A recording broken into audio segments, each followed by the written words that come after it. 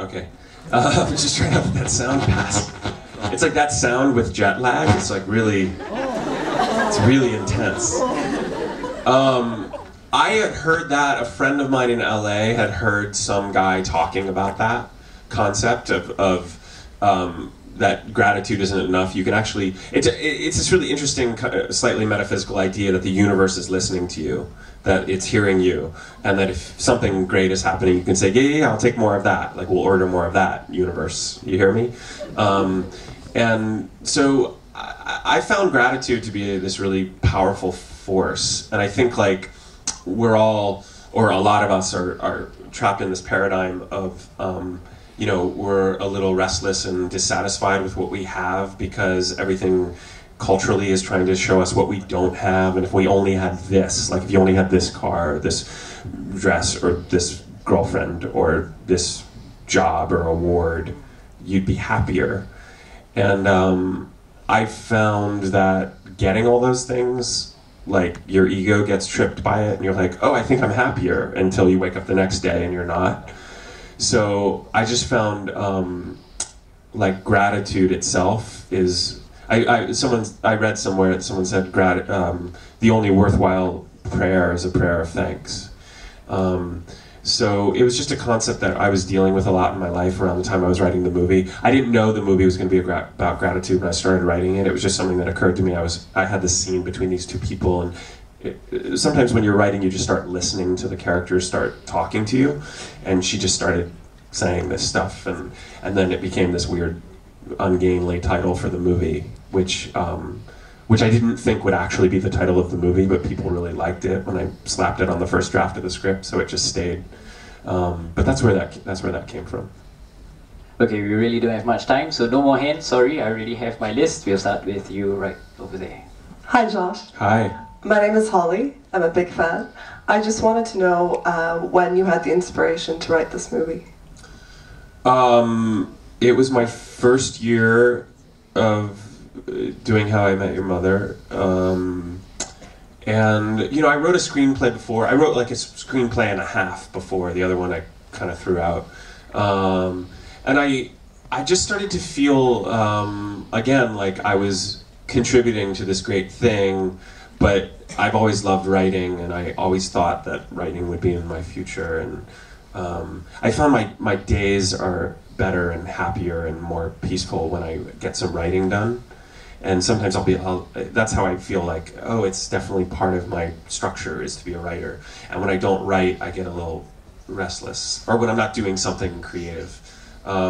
So yeah, I mean, I just started writing it, and I just had like these, I call them like tentpole ideas. I had this idea of guy late for a meeting, gets stuck with a kid he meets, or who gets left on the subway. I wanted to base a character on my friend Rachel, and I wanted a character in the movie to end up singing a song, like end the movie singing a song. And that's all I had. So I had a beginning, I had an end, and I had an idea for one or two characters.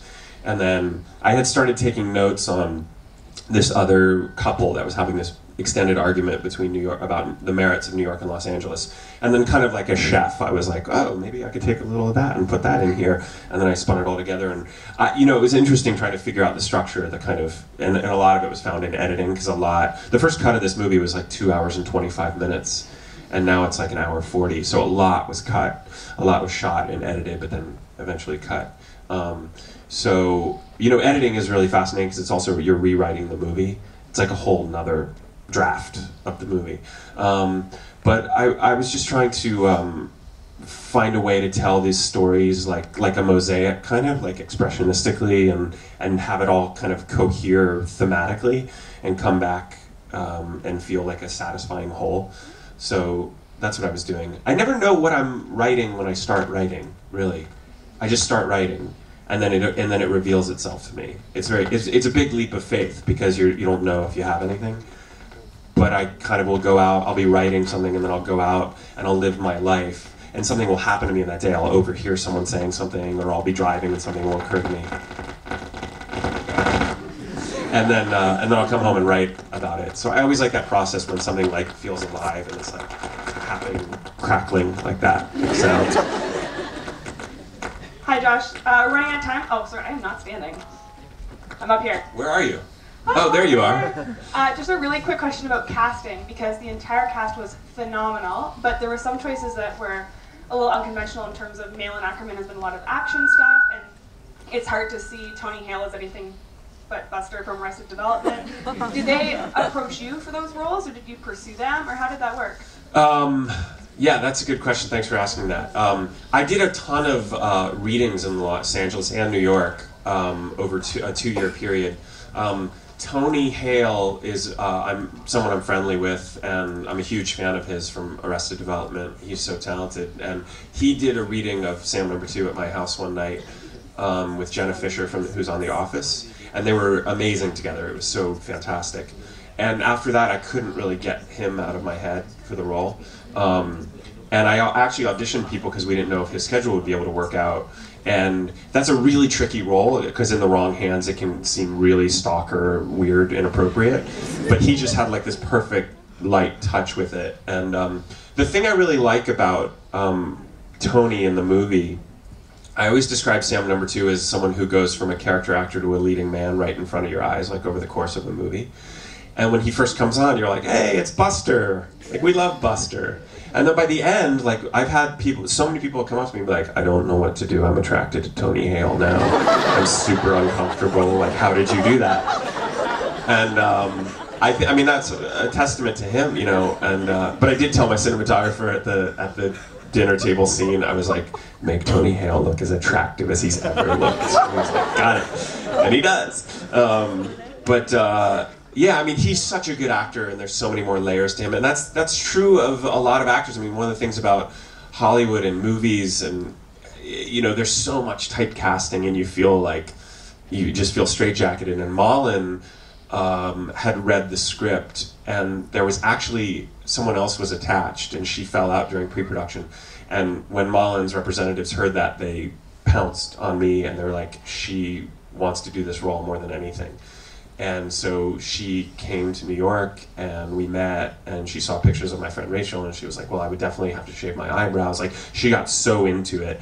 And I didn't know if she could do it, because her, like you said, like, she'd done some broad comedies and some action movies, and I didn't know kind of what she had in her, but there was something about her willingness to throw herself into it that made me feel like, I think she could maybe do this role. And it was like this big leap of faith that really worked out, because I think she's really magical and just energetically so open in the movie. And we talked about, you know, different things, like I said, because Malin, you know, she modeled and she's very stunning, and I said she protects her heart, you know, like your posture's not good.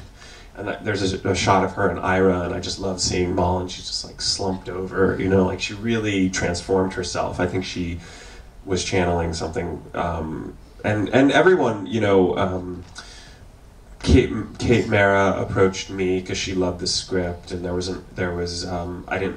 she was actually interested in Mary Catherine, and I was like, you're not right for Mary Catherine. And then someone, oh no, this is weird. Malin had the offer on Mississippi.